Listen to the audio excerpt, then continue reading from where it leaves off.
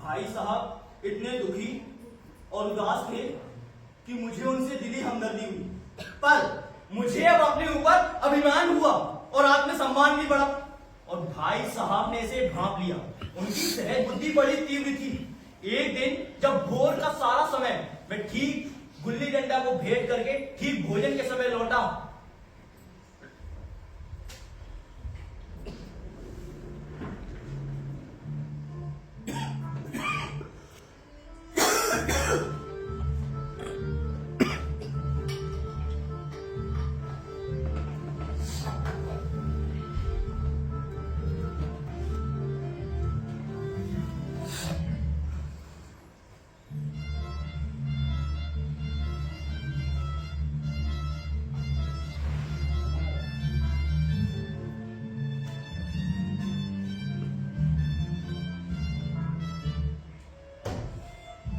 देखता हूँ इस साल पास हो गए हो और क्लास में फर्स्ट आ गए हो तो बहुत दिमाग बढ़ गया। मगर भाई साहब घमंड तो बड़े बड़े का नहीं रहा। तुम्हारी क्या आस्ती? इतिहास में रावण का हाल तो तुमने पढ़ा ही होगा, नहीं पढ़ा? पढ़ा है ना? उससे क्या उपदेश लिया? बस यूं ही पढ़ गए। अरे रावण भूमंडल का स्वामी था, ऐसे राजाओं को चक्रवर्ती कहते हैं। लेकिन उसका हर्ष क्या हुआ? उसका नाम और निशान तक मिट गया। उसे कोई चुल्लू भर पानी देने वाला भी ना बचा। मैं तो कहता हूँ कि आदमी जो चाहे कुकर्म करे, लेकिन घमंड कभी ना करे। घमंड किया नहीं और दीन दुनिया से गायब। और तुमने तो अभी सिर्फ एक क्लास पास की है, अभी से तुम्हारा सिर फिर गया। तब तो तुम पढ़ चुके। ये समझ लो कि तुम अपनी मेहनत से पास नहीं हुए, बल्कि अंधे के हाथ बटेर लग गया। और बटेर बार बार नहीं लगा करके। जो तुम गुल्ली डंडा खेलते रहते हो ना, उसमें भी तो अंधा छोटा निशाना पड़ जाता है। इससे कोई अच्छा खिलाड़ी हो जाता है?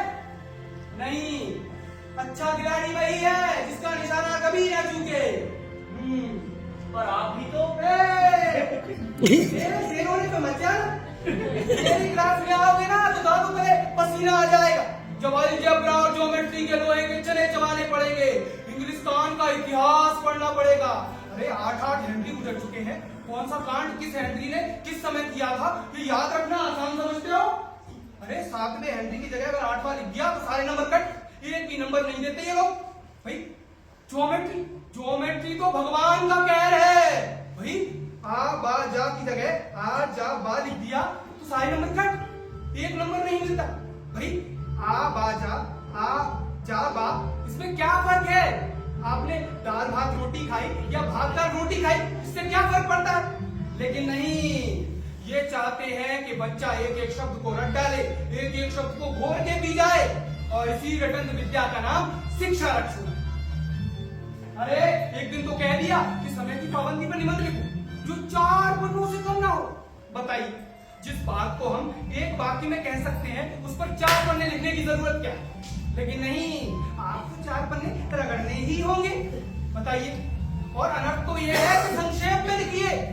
अगर संक्षेप में 4 पन्ने हुए तो विस्तार में तो 250-300 पन्ने होंगे। मेरी क्लास में आओगे ना तो इस तरह के पापड़ लेने पड़ेंगे, तब तुम्हें पता चलेगा। अभी तो धनाधन पास हुए जा रहे हैं तो बड़े खुशी मना रहे हैं। पढ़ने बैठ जाओ, पढ़ने।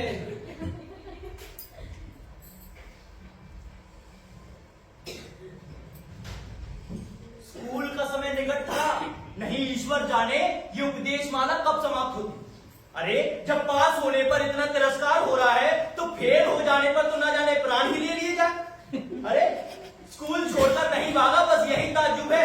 और भाई साहब ने जो अपनी पढ़ाई का भयंकर चित्र मेरे सामने खींचा, उसने मुझे भयभीत कर दिया। लेकिन इतने तिरस्कार के बाद भी पुस्तकों में मेरी अरुचि ज्यों की त्यों बनी रही। खेल कूद का कोई अवसर हाथ से नहीं जाने देता। पढ़ता भी मगर बहुत कम, बस इतना कि क्लास में जलील ना होना पड़े और रोज का टास्क पूरा हो जाए। और फिर सालाना इम्तिहान हुए, फिर सालाना इम्तिहान और रिजल्ट आया।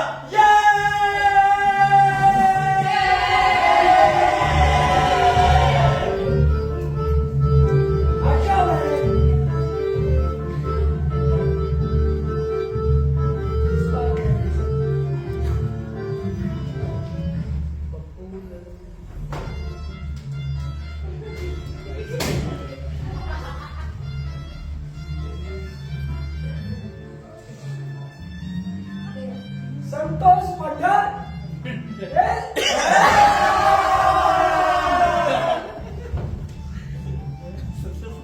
हमारी बूटा संतोष।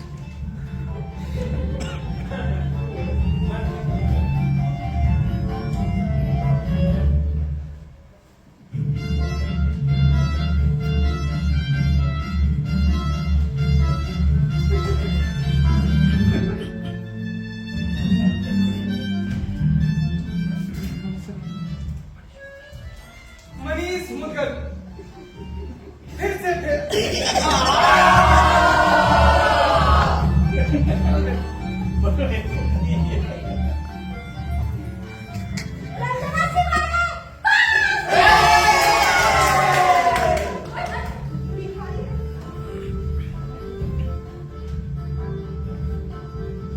प्रियंका जान, मैं पास हो गई।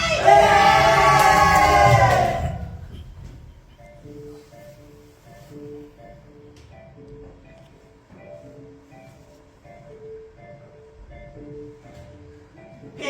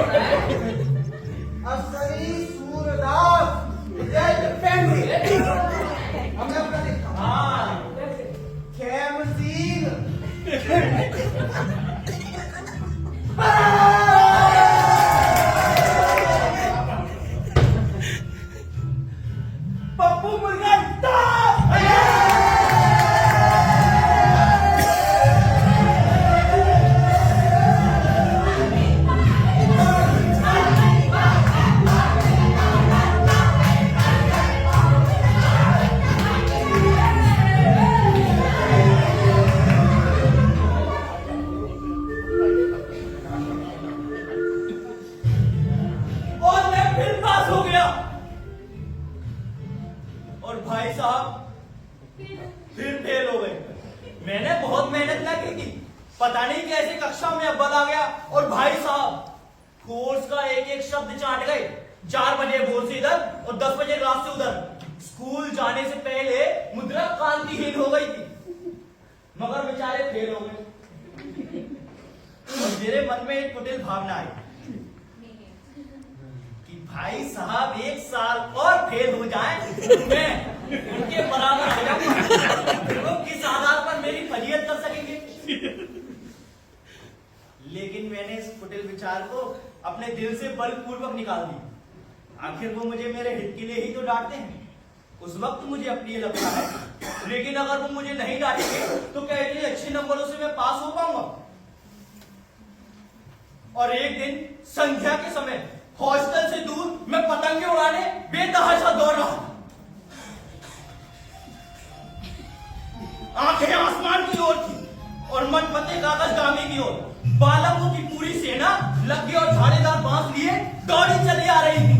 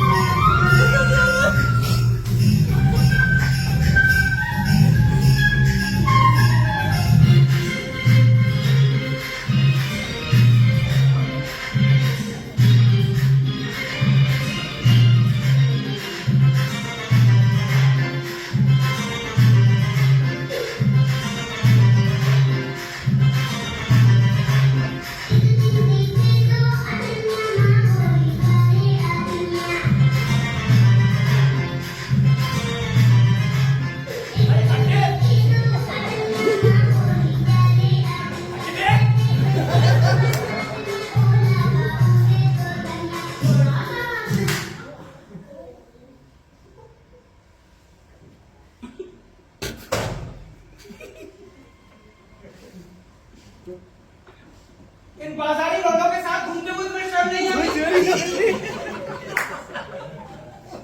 तुम अब छोटी क्लास में नहीं आए हो, बल्कि बड़ी क्लास में आ गए हो। कुछ तो अपनी पोजीशन का ख्याल रखा करो। अरे एक जमाना था जब लोग 8वीं क्लास में आकर तहसीलदार एसडीएम बन जाया करते थे, लेकिन तुम शर्म ही नहीं आती।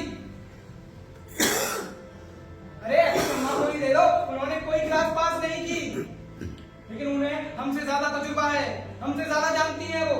और अपने हिमांशु सर को ले लो, उन्होंने पीएचडी की है पंजाब यूनिवर्सिटी से और 2 गोल्ड मेडल के साथ। लेकिन उनके घर का इंतजाम कौन करता है? उनकी बूढ़ी माँ। पहले वो खुद घर का इंतजाम किया करते, कर्जदार रहते थे, खर्च पूरा ही नहीं पड़ता था। लेकिन जब से उनकी माता जी ने ये प्रबंधन संभाला है ना, तब से घर में लक्ष्मी आ गई। तो अपने दिल से ये गुरूर निकाल डालो कि तुम मेरे समीप आ गए हो और अब स्वतंत्र हो। मेरे देखते हुए तुम बेरा नहीं चल पाओगे। अगर इस तरह भी नहीं मानोगे तो इसका प्रयोग करूंगा। जानता हूं तुम्हें मेरी बातें जहर लगती हूं।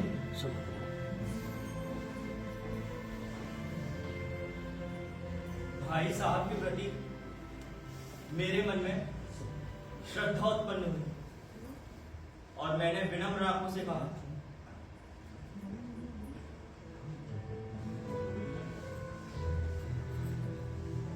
भैया आप जो कुछ कह रहे हैं वो बिल्कुल सच है। आपको उत्तराधिकार है।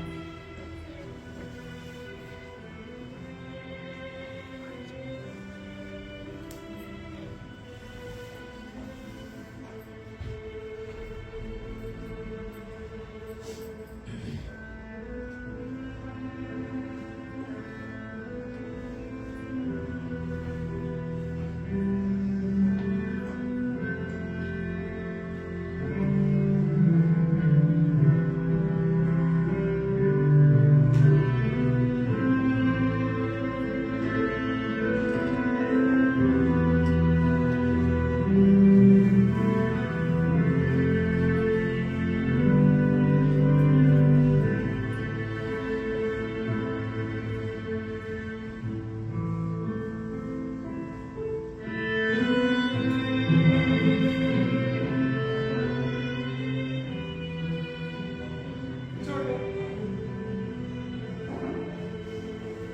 मैं तुझे पलक उड़ाने के लिए मना नहीं करता, मेरा भी जीवन चाहता है, लेकिन क्या करूं?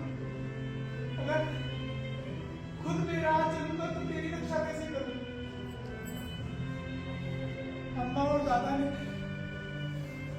तुझे मेरे ही भरोसे तो भेजा, तुझे कैसे मेरा आ जाने दूं? मेरा ही तो कर्तव्य है।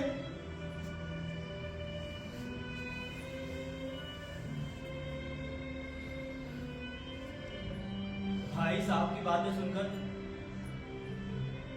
मेरा मन पिघल गया और मैंने निश्चित किया कि अब से खूब जी लगाकर पढ़ूंगा और हमेशा भैया की बात मानूंगा। और भाई साहब की बातें सुनकर मुझे ये एहसास हुआ कि जिनके बड़े भाई नहीं होते वो पिता ना होने के समान ही हैं।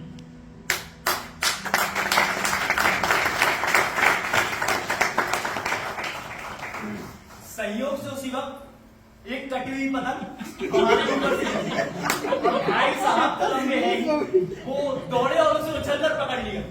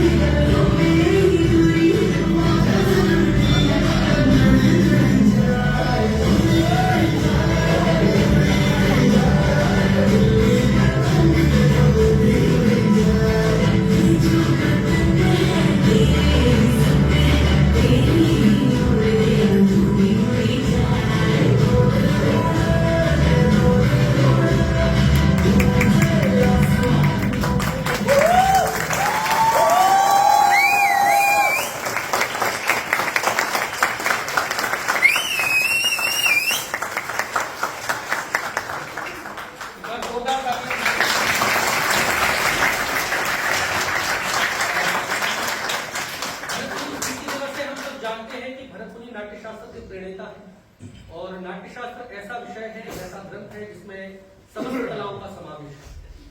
और राजा मानसिंह तोमर संगीत एवं कला विश्वविद्यालय निश्चित रूप से भरत मुनि के नाट्यशास्त्र को प्रणीत करने वाला प्रैक्टिकल यूनिवर्सिटी है और इसमें मुझे सभी विभागों का सहयोग मिलता है, चाहे पार्लियामेंट के विद्यार्थी हो, गवर्नमेंट के विद्यार्थी हो, ललित कला संकाय के विद्यार्थियों का।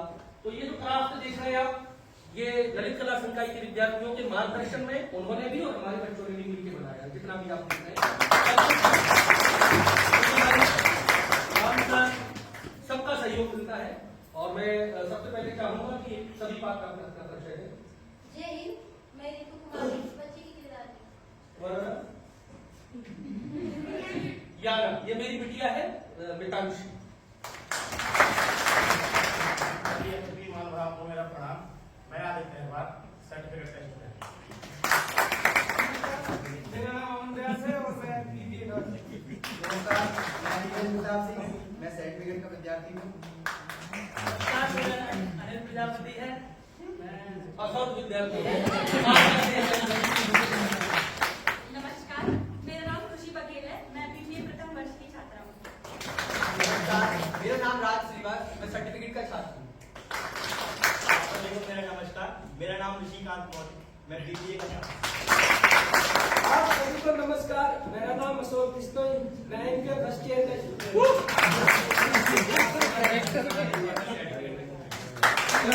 मेरे साथ सह निर्देशन करके और लाइट ऑपरेट किया अश्वनी शर्मा।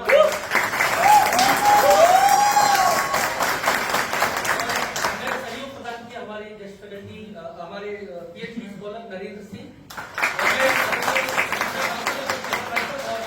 भाई साहब क्या करें, चंद्रमा क्या मंच पर आए, जोरदार करते बनी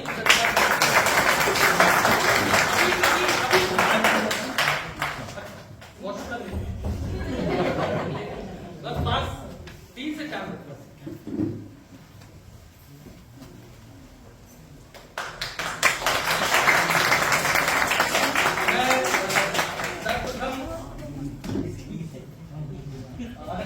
भाई साहब से आग्रह करूंगा कि भरतमुनि स्मृति दिवस के अवसर पर और इस नाटक के मंचन के अवसर पर दो शब्द। मेरे ख्याल से नाटककार को माइक की जरूरत नहीं पड़ेगी, उसकी आवश्यकता भी नहीं है। लेकिन सबसे पहले मैं हिमांशु जी को बहुत बहुत बधाई देना चाहूंगा कि भरतमुनि स्मृति दिवस के अवसर पर इतना सुंदर नाटक हमें देखने का अवसर मिला। और चूंकि ये नाटक बहुत ऐतिहासिक नाटक है और आज से लगभग 100 वर्ष पहले लिखा गया होगा, लेकिन आज भी आज के परिप्रेक्ष्य में भी जीवन है। तो निश्चित रूप से आज हमने नाटक का यहाँ पर प्रस्तुत किया, तो सभी कलाकारों को बहुत बहुत बधाई। तो मैं समझ सकता हूँ कि कितनी मेहनत और कितनी जद्दोजहद एक नाटककार को करनी पड़ती है। संसाधनों को लेकर चाहे किसी भी तरह की चीज की बात करूँ तो निश्चित रूप से बहुत मेहनत का काम है। दूसरा, जैसे भरतमुनि स्मृति दिवस आज है, तो मैं कहना चाहूंगा कि भरतमुनि जी ने केवल नाट्य शास्त्री नहीं बल्कि संगीत परंपराओं को लेकर भी बहुत सारा लिखा है। तो मुझे लगता है कि एक नाटककार जो है या एक नाटक अपने आप में संपूर्ण रंगों को समावेश किया हुआ होता है, चाहे तो संगीत हो, जैसा कि बताया कि फाइन आर्ट्स के विद्यार्थियों ने इसमें सहयोग किया, तो निश्चित रूप से उसका भी सहयोग इसके अंदर लगता है। संगीत की बात करें, नृत्य की बात करें, तो सारी विधाओं का समावेश यदि है तो वो नाटक ही है। इसलिए नाटक अपने आप में परिपूर्ण है। और आज भरतमुनि स्मृति दिवस पर चूंकि हम भरतमुनि जी को याद करते हैं इसलिए क्योंकि उन्होंने एक ऐसी परंपरा विकसित की जो आज बहुत प्रासंगिक है। तो निश्चित रूप से आज के दिवस पर मैं आप सभी को बहुत बहुत शुभकामना देना चाहूंगा। चूंकि समय की बलिहारी है, समय कम है हमारे पास, और इतनी अच्छी प्रस्तुति देखने का मुझे लगता है कोई भी सुनने का किसी का समय नहीं होगा। तो लेकिन मैं फिर भी आपको बहुत बहुत बधाई देना चाहूंगा कि आपने संस्कार भारती के साथ मिलकर इतना अच्छा संयोजन के साथ इतना अच्छा प्रोग्राम आपने बनाया, प्रस्तुत किया। मैं आपको इस बात में बहुत बहुत बधाई देता हूं।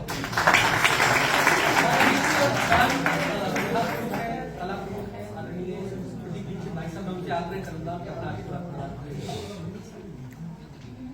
आज भरतमुनि स्मृति दिवस के आयोजन के अवसर पर राजा मानसिंह संगीत एवं कला विश्वविद्यालय ने ये जो नाट्य विभाग ने ये जो आयोजन किया है बहुत ही सुंदर है। और इस अवसर पर आप सभी और हमारे हिमांशु जी विश्वविद्यालय के सभी लोग बहुत ही साधुवाद के माध्यम से, आप लोग तो नियमित रूप से अध्ययन करते हैं नाट्य विधा का, और निश्चित रूप से आप भरतमुनि का भी अध्ययन करते होंगे, भरतमुनि के नाट्य शास्त्र का भी अध्ययन करते होंगे। जैसा कि हमारे चंद्र प्रताप जी ने बताया कि भरतमुनि के नाट्य शास्त्र में नाट्य शास्त्र के साथ साथ नाट्य शास्त्र में उपयोग होने वाली सभी विधाओं का समावेश है। अगर देखें तो हम जब नाटक करते हैं तो हमको नृत्य भी आना चाहिए, हमको संगीत भी आना चाहिए, ताल और गायन दोनों ही, हमको आर्किटेक्चर का भी ज्ञान होना चाहिए, हमको चित्रकला का भी ज्ञान होना चाहिए, रंगों के समायोजन और संयोजन का भी ज्ञान होना चाहिए। यानी नाटक एक ऐसी विधा है जिसमें कि सारे विषय समाविष्ट हो जाते हैं और इसीलिए भरत मुनि का नाट्य शास्त्र मेरे ख्याल से विश्व की सर्वश्रेष्ठ धरोहर है जो हमारे नाटक वालों के लिए, और नाटक के अलावा संगीत वाले भी इसका अध्ययन करते हैं। बहुत सारे रागों की इसमें जानकारी दी गई है। तो ऐसी एक स्थिति आप लोगों ने यहाँ पर जो प्रस्तुति की है वो भी इसी नाट्य शास्त्र पर ही आधारित है और इसके लिए आप सभी लोग साधुवाद के पात्र हैं। और भरत मुनि की जयंती या भरत मुनि का स्मृति दिवस हम सामान्यतः माघ पूर्णिमा को मनाते हैं। ये हमारे शास्त्रों में वर्णित है कि भरत मुनि की जयंती माघ पूर्णिमा को होती है। आज मेरे ख्याल से पड़वा है और कल ही भरत मुनि जयंती हम लोगों ने मनाई थी और आयोजन हम अभी कभी भी कर सकते हैं। आयोजन करने के लिए साल भर हमारे पास है और भरत